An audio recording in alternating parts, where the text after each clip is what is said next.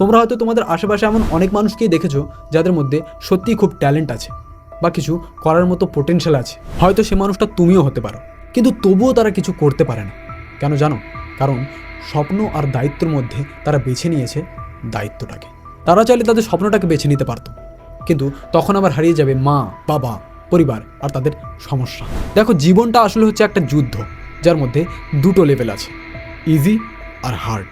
Easy লেভেলে যারা যুদ্ধ করছে তাদের কাছে সব অস্ত্রই আছে, যেমন টাকা, ভালো স্কুল, ভালো এডুকেশন এবং পরে ভালো ক্যারিয়ার অপশন। কিন্তু হার্ড লেভেলে তার একদম উল্টো।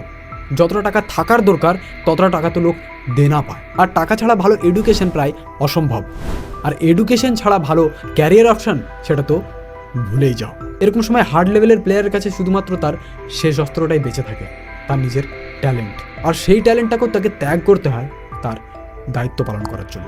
তো এরকম মানুষের জন্য একটা কথা বলি, তুমি দুর্বল না, তুমি সেই যোদ্ধা যে বিনা অস্ত্রতে নিজের এই যুদ্ধটাকে চালিয়ে যাচ্ছে। তাই কখনোই নিজেকে ওই ইজি লেভেলের প্লেয়ারদের সাথে কম্পেয়ার করো না, কারণ তুমি ওদের থেকে কম নও, তুমি ওদের থেকে অনেক বেশি।